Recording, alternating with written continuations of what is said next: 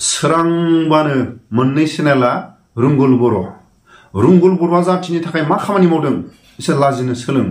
मोननै चेनेलखौ लानानै बर' हारिया जोबोद गौरब, मोननै चेनेलखौ लानानै आंबो गौरब, नाथाय सोरांबानो रुंगुल बर'आ जाथिनि थाखाय मा खामानि मावदों एसे लाजिनो सोलों।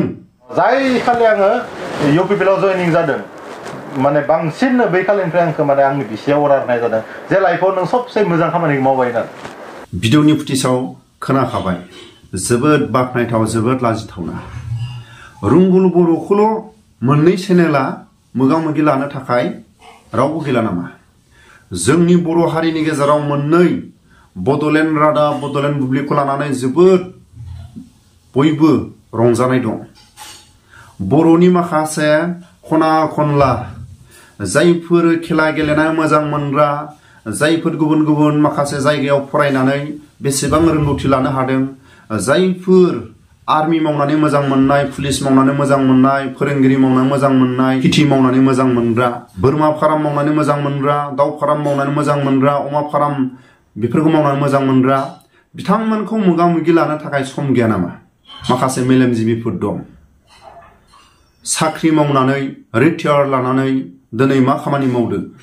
जायफोर हाजिरा मावनानै गावनि गथ' गथायखौ माब्रै गोजौ थाखोआव फरायहरखो, माब्रै गोजौ थाखोआव सोलोंथाइ लानो थाखाय हाजिरा मावनानै दैथायहरखो, बेफोरखौ जोंनि बर' मोननै चेनेला दिन्थिलांबाय थागोन, मोगा मोगि लाबाय थागोन होननानै रायजो राजाफ्रा जोबोद आसा थायो।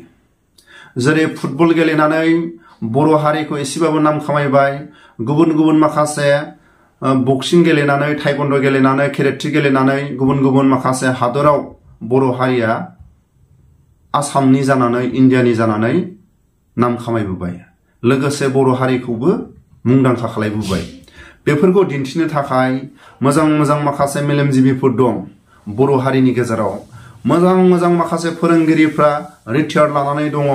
बिथांमोनजों मोगा मोगि लानो थाखाय जायफोर खेथि मावनानै मोजां मोनग्रा आबादारिफोर, जायफोर थिखा मावनानै अबे अबे खामानिखौ मोजां खामानि मावफुंलांनो हाखो आरो थिखा मावनानै बेसेबां खामानि उन्नति खालामनो हाखो, जायफोर राजखान्थि हान्जाखौ मानो थाखाय बाहागो लाया, बिथांमोनजों मोगा मोगि लानो थाखाय सम गैया। नाथाय आं दिनै बड'लेण्ड बुब्लि, बड'लेण्ड रादाबनि सायाव आं फंनैसो बुंनायाव हयथ' आंनि बुंनायाव गोरोन्थि जायोबा आंखौ केस होनो हागौ। सोरबा रुंगुल बर'नि सायाव आं फंनैसो बुंनायाव आंनि सायाव केस होनो हागौ। केस होजायोबा जोबोद बाख्नायथाव। रोङै गोरोन्थिनि सायाव केस होयोबा माखासे सोलोंनांगौखौसो रोंनानै फैयो। बिनि थाखायनो आंनि अबेबा गोरोन्थिनि सायाव केस होयोबा, माबा मोनसे जुदि आंनि बुंलांनायाव गोरोन्थि जायोबा बिथांमोना मोजांसो बुजायहरनांगौ। नाथाय बिथांमोना गारमा हब्रा आसि थुनानै सोरखौबा सोंखारिनानै बाथ्रा बुङोबा बे मालाबाबो गनायथाव नङा। दिनै रुंगुल बर'आ गावनि न'खरनि अनसुलि बिसिया इउपिपिएल पार्टियाव हाबनाय बाख्नायनायखौ जुदि जोंनि बर' समाजनि जायफोर साख्रि मावनानै गावनि बिमा बिफाखौ माब्रै जोथोन लादों, न'खरखौ माब्रै जोथोन लादों, गामिखौ माब्रै जोथोन लादों, बेफोरखौ मोगा मोगि ला। बड'लेण्ड रादाब, बड'लेण्ड बुब्लिया एसे लाजिनो सोलोंनांगौ। सोरांबानो रुंगुल बर', सोरांबानो सोरबा राजखान्थिनि दैदेनगिरिखौ गावसिनि स्टेजाव लाबोनानै मोगा मोगि, सोरबा गाज्रि सोरबा मोजां। दिनैनि समाव सोर मोजां सोर गाज्रि राजनितिकनि सायाव, राजनितिकनि माखासे फोथाराव बुंनानै फोजोबनो हानाय नङा। बुंनानै दिनै फोजोबनो हायोमोनब्ला राजखान्थिनि दिनै माखासे सोलाय सोल'आ बोरै फैखो? मालाबा कंग्रेस, मालाबा बिजेपि, मालाबा बिपिएफ, मालाबा इउपिपिएल, बेफोरखौ बुंनानै फोजोबनो हानाय नङा। बिनि थाखायनो दिनै समाजखौ माखासे मोजां खामानि मावलांनोबा, समाजनि थाखाय माखासे समाजखौ गोग्गो खालायनोबा, माखासे जोंनि बर' निउस चेनेलफ्रा जायफोर राजखान्थि हान्जानि जानगार थानानै मोजां मोनग्रा, जायफोर समाजनि खामानि मावनानै मोजां मोनग्रा, बेफोरखौ जोंनि निउस चेनेलफ्रा गावसिनि स्टेजाव लाबोनानै मोगा मोगि लाबाय थायोबा समाजा एसेबाबो गोग्गोआव फैयो। अमा फार्म, दाउ फार्म बायदिना मावनानै मोजां मोननाय बिथांमोनजों मोगा मोगि लाबाय था। बर' हारिनि माखासे मेलेमजिबिफोरजों मोगा मोगि लाबाय था। जायफोर राजखान्थि हान्जाखौ मानो थाखाय बाहागो लाया, बिथांमोनजों मोगा मोगि लाबाय था। नाथाय सोरांबानो सोरबा गाज्रि सोरबा मोजां, बे जोंनि बर' समाजनि गेजेराव मोननै चेनेलखौ लानानै बर' हारिया जोबोद गौरब, आंबो गौरब बे मोननै चेनेलखौ लानानै। नाथाय बे मोननै चेनेलानो जुदि सोरखौबा रायनाय, सोरखौबा बखिनायखौ जुदि दिन्थिबाय थायोबा ड्राग्स जानानै गथ'फ्रा मा जालांखो ड्राग्स जानानै बेसेबां बर' हारिनि गेजेराव मुंदांखा खालायखो जायफोर ड्राग्स जानानै समाजनि गेजेराव बिमा बिफा गाज्रि मोनजानाय जायफोर गथ' गथायफ्रा समाजजों गोरोबनानै थानो हाया बिथांमोनजों मोगा मोगिला गावनि थाखानाय गावनि जायगानिफ्राय गुबुन जायगायाव थांनानै फरायनाय फरायसाफोरनाव सों गावनि जोनोम जायगायाव फरायनानै माब्रै आरो गुबुन स्टेटआव थांनानै फरायनाया माब्रै सानैसो मानसिखौल' स्टेजआव लाबोनानै मोगा मोगि लाबाय थानाय बर' हारिनि थाखाय रंगुल बर'आ मा खामानि मावदों सानसे बेहाय सानसे बैहाय दिनै जोङो हौवाफोरनि खोथा लानानै भारतजों सिगांथाव जोङो दावराव दावसि जागासिनो दं सिमाया सोरबा सासे लिडारा बबेबा मोनसे गिदिर मिथिङाव बुंबानो जाया हाग्रामा महिलारि बिथाङा आसलथे बहा थायो गोबां बिथांमोननि खोब जुवानि निसा दं बिथाङा भिडिअनि फुटेजाव खोनाखाबाय 17 बोसोराव रंगुल बर'आ हाग्रामा महिलारिखौ नुफेराखै जोबोद लाजिथावना 17 बोसोर गावनि सासनाव थानाय समाव बिटिसिनि बाहेरानि रायजो राजाफोरजों क'क्राझार बड'लेण्ड गेस्ट हाउसआव सम होनानै माखासे रायजोनि फोथाराव सम होनानै जोबोद माखासे बिटिसिनि उन्नतिखौ खालामबोदों आरो बिटिसिनि जेरैबायदि सम होनांगौ रायजो राजाफोरजों बिटिसिनि खामानि मावनांगौ नाथाय गावनि आगदा आखि थानाय बिथांमोनखौ दायथ' होनानै उफाय गैया आसामनि दाब दाब जायगायाव रायजो राजाफोरनि खाथियाव थांनानै आसाम सरखारनि जानानै माखासे मिथिं दावथिंखौ रायजोफोरनि खाथियाव थांनानै समखौ होनो गोनां जादों आसामनि दाब दाब जायगायाव थांनानै आसामनि गुबुन गुबुन जनजातिफोरनि खाथियाव थांनानै माखासे आसामखौ माब्रै जौगाहोलांनो हागोन बेफोरनि माखासे समखौ आसाम सरखारजों लोगो नांनानै आसामनि दैदेनगिरिफोरजों हर सान खस्थ' खालायनो गोनां जादों 17 बोसोराव ओरैबायदि खस्थ' खालायनो गोनां जादों हाग्रामा महिलारिया 17 बोसोराव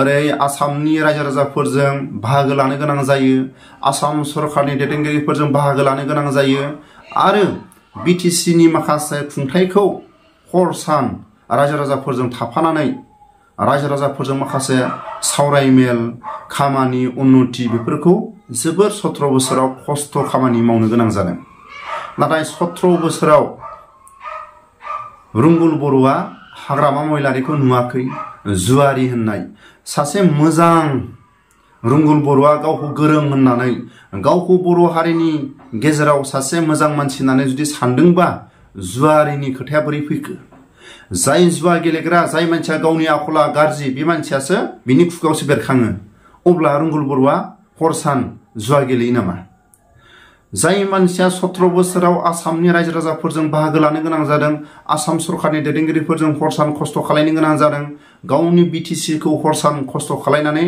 उन्नति खालायनो गोनां जादों दिनैनि समाव 17 बोसोरनि थांखांनाय खोथाखौ दिनै लानानै राजनितिकआव फैनाया जोबोद लाजिथावना माखासे दैदेनगिरिफोरा दावराय देख्रेब सानसुमा खुंगुर बसुमतारी सोरबा बिक्रम बायदि फाल्तु मानसिफोरा मा खालामो माने केस होनो नागिरो बिटिआर कर्ट बायदिखौ भिडिअनि फुटेजआ जोबोद दुखुनांथाव बाथ्रा बुंबाय दावराव देख्रेब आरो सानसुमा खुंगुर आरो बिक्रम फाल्तु सोदोबखौ बोरै बुंखो रंगुल बर'आ गाव जुदि मोजां मानसिमोनबा फाल्तु खोथाया बोरै ओंखारखो बयनिफ्राय गाज्रिसिन दिनै बे बड'लेण्ड बुब्लि बड'लेण्ड रादाबनि गेजेराव थानानै बे मोननै चेनेलाव थानानै माखासे दैदेनगिरिफोरखौ सोर गाज्रि सोर मोजां फाल्तु सोदोबखौ लाबोदोंबा हाजार हाजार बर' रायजो राजाफोरनि खाथियाव फोरमायनो हादों बे सोदोबखौ बयनिफ्राय गाज्रिसिन मानसिया रंगुल बर'खौसो जों बुंनांगोन मोजां मानसि मोनबा बे साथाम मानसिनि माखासे गोरोन्थिखौ मोजांसो बुजायनांगौमोन फाल्तु सोदोबा अबेयाव बाहायजाखो फाल्तु सोदोबखौ बोरै लाबोखो जाय मानसिया गावनो फाल्तु बेखौसो जों बुंगोन जाय मानसिया दिनै समाजनि गेजेराव बे फाल्तु खोथाखौ फाल्तु मानसिखौ दिनै अबे सोदोबजों लाबोखो सानसुमा खुंगुरनि खामानि मावनायनि आसि मोनसेबो खामानि मावनो हायाखै रंगुल बर'आ दिनै समाजनि गेजेराव सोरबा दावराव देख्रेबा माखासे बर' सेंग्राफोरखौ साख्रि बाख्रियाव सोनानै होबोदों साबैसे बर' सेंग्राफोरखौ रंगुल बर'आ प्रमद बर'जों थानानै साख्रियाव सोना होनो हाखो दावराव देख्रेब सारनाव सोङै साबैसे बर' सेंग्राफोरखौ आसाम पुलिसाव फुटबल गेलेनानै माखासे गुबुन माखासे गेलेयारिफोरखौ साख्रियाव सोनानै होनाय बोरै सोनानै होनाय बेफोरखौ मोगा मोगि लाहै सानसुमा खुंगुरा बोरै गावनि गोहो खुंथायनिफ्राय बर' हारिखौ जौगानायनि खामानि मावैनि थाखाय बोरै गावनि बिबाननिफ्राय बोरै जोगारना फैखो बेफोरखौ मोगा मोगि लाहै बिक्रम दैमारिया थिखादारफोरजों लोगोआव थाफानानै अबे खामानिखौ माखासे खुथाब खुथाब हाग्रामा महिलारि गोहो खुंथाय थानाय समाव अबे लामाखौ लाङोबा रायजो राजाफ्रा फरायसाफ्रा अबे लामाजों थाबायनो खस्थ' मोनै बायदि माखासे लामाफोरखौ उन्नति खालामनो हादों। माखासे थिखादारफोरखौ बिक्रम दैमारियाबो माखासे बिथोन होनानै माखासे लामा सामाफोरखौ खामानि मावबोनो हादों। समाजनि जानानै दिनै फंनैसो खोथा बुंदों, नाथाय दिनै रंगुल बर'आ दान्दिसे सम बुनस'आव थानानै अखा मोफ्लामनाय बायदि माखासे खोथा बुंनानै अबेयाव बुखारलांखो, अबे दैबानाजों बुखारलांखो, नाथाय रंगुल बर'आ अबे खामानिखौ मावनानै दिन्थिखो बेखौ दिन्थिगोर। लोगोसे आरो सोर दैदेनगिरिया मोननै हान्जाखौ रायनानै जेबो लाब गैया। सोरबा प्रमद बर', सोरबा सानसुमा खुंगुर, सोरबा प्रमद बर' रायनानै जेबो लाब गैया। अबे लामाजों आगान सुरनांगौ एसे भिडिअनि फुटेजाव नायलां आरो आंनि बुंनायाव गोरोन्थि जायोबा आं निमाहा बियो। BSc, BTC, BTR दिनैसिमबो सिमाफ्रा थिग जायाखै। गोदोनिफ्रायनो जोङो आन्दलन खालामनायाव जरित दं। दानि मोनसे दावराव दावसि जाबाय थादों, नोङो कुइसनखौ थिखोन खालामदों। बर'फोरनि सिमाफ्राबो गासिबो BSc, BTC, BTR दिनैसिमबो सिमाफ्रा थिग जायाखै। बे सिमा आरो डिपार्टमेन्टफ्रा मानो थिग जायाखै बेवहाय गोबां सिन्था धारना दङ। खिन्थु जोंनि लिडारफ्राबो दासिमबो गोरों गोरा दंब्लाबो बहुद लेक्सारार प्रफेसरफोर दं। बिथांमोनहा माखासे जोंनि लिडारफोरखौ साजेसन होनो रोङाखै। जोंनि लिडारफ्राबो माखासे जिनिसखौ माने सिन्था धारना खालामलाङाखै। बे सिमा थिग खालामनांगौबा जोंहा भारतनि कनस्टिटिउसनावहाय फार्स्ट शेड्युल दं। जेरै इन्डियान कनस्टिटिउसना 395 आर्टिकल्स, दा 12 शेड्युल दं। 12 शेड्युलनि गेजेराव फार्स्ट शेड्युलावहाय जोंहा सिमाफोरखौ थिग खालामनानै लानांगौ जायो। फार्स्ट शेड्युलाव जोंहा जेनेबा मोनसे स्टेट जायोबा एस पार आर्टिकल्स 2, 3, 4 बेफोरखौ जों सिन्था धारना खालामनांगौ। बेवहाय नोङो मोनसे रायजो मोनोबा मोनसे इउनियन टेरिटरि जायोबा सिमाफोरखौ थिग खालामनांगौ। थिग बिदिनो जोंहाबो दिनै काउन्सिल मोनबाय, एग्रिमेन्ट जानानै जोङो काउन्सिल जाबाय। गभर्नमेन्ट अफ इन्डिया आसाम सरकारा जोंनो मोनसे एग्रिमेन्ट खालामनानै मोनसे सिमा निर्धारण खालामनानै होदोंमोन, सिमाफोरखौ थिग खालामना होदोंमोन। सानजाहा उमुक दं, साहा उमुक दं, सोनाबहा उमुक दं, खोलाहा उमुक दं होननानै जोंनो सिमाखौ थिग खालामना होदोंमोन। नाथाय बे बेलायावहाय दिनैहाय सिमाखौ थिग खालामना होदोंबाबो पलिटिकेलि जोङो जिअग्राफिक एरियाखौ जोङो थिग खालामना लानो रोङा। दा लानो रोङिनि खारनानो जाहैबाय मा, बे फार्स्ट शेड्युलावहाय नों इन्डियान कनस्टिटिउसननि फार्स्ट शेड्युलाव माखासे नियम निति दं। दा बेफोरखौ जों सिन्था धारना खालामनांगौ आरो। फार्स्ट शेड्युलाव नोङो नोंनि सिमाफोरखौ जेब्लासिम नोङो एमेन्डमेन्ट खालामनो रोङा, एमेन्डमेन्ट खालामनानै लानो रोङा, होमब्लासिम बे सिमाफ्रा केलिमिलि जाबाय थायो आरो। दिनै जोङो गवाफोरनि खोथा लानानै भारतजों सिगांथाव जोङो दावराव दावसि जागासिनो दं। सिमाया सोरबा सासे लिडारा बबेबा मोनसे गिदिर मिटिङाव बुंबानो जाया, चिफ मिनिस्टाराबो बुंबानो जाया। दिनै जोंहा नों गोदो गोदायनिफ्राय जोङो मोजां मोजां MLA लिडार खालामनानै जोङो थिनहरो BScनि आन्दाराव, BTCनि आन्दाराव, BTनि आन्दाराव। दिनैसिमबो बे सिमाफोरनि सोमोन्दै एसेम्ब्लियावहाय रावबो खुथाब खालामा। मानो खालामा? बिथांमोनहा रोंगौ ना रोङा, मा हिसाबै पाब्लिकफ्रा बिथांमोनखौ नोङो MLA बानायना हरखो, बेफोरनि सोमोन्दै बिथांमोनहा मोजाङै क्लियारिफिकेसन होनो रोङा। आरो बेराफारसे जोंहा ओरै सिमानि बेलायाव थांबाय। सिमायाव जोङो फार्स्ट शेड्युलाव जोङो सोना लानांगौ, गिबि एमेन्डमेन्ट खालामना लानांगौ। दा सिमानि बाथ्राखौ आं बुंथ'ला, दा नै माखासे डिपार्टमेन्टनि खोथा दं। दा 16था डिपार्टमेन्टखौ BTCआ DCनो हरफिनबाय होननानै दावराव दावसि जागासिनो दं। बेबो बेबादिनो दा नोङो डिपार्टमेन्टखौ बा साबजेक्टफोरखौ थिग खालामबा जोंहा बेबो इन्डियान कनस्टिटिउसनाव 7 शेड्युलाव दङ। बेबो 7 शेड्युलावहाय माखासे UPCनि आन्दारावहाय union list concurrent list state list होननाय मोनसे लिस्ट दं बेफोर लिस्टखौ जोङो अबजार्भ खालामनांगौ दा जेरै बिटिसि आव आवगायावहाय 39 डिपार्टमेन्ट जादोंमोन बिटिसिनि आन्दाराव बेनि उनाव बोरैबा बोरैबा खालामनानै 40टा डिपार्टमेन्ट जाबाय दा 40टा डिपार्टमेन्टआवहाय जोङो कंग्रेसनि दिनाव थरुं गगैमोननि किशोर शइकियानि दिनावहाय जोङो कंग्रेसनि अननायाव बिसोरनि मोजां मोननायाव बे समाव जोङो जुदिबाबो जोङो 7 सिडुलावहाय सोनानै लानो रोङाखैबाबो बिथांमोननि बे फेभारावहाय डिपार्टमेन्टखौ जों सालायनो रोंदोंमोन आरो खिन्थु दिनैहाय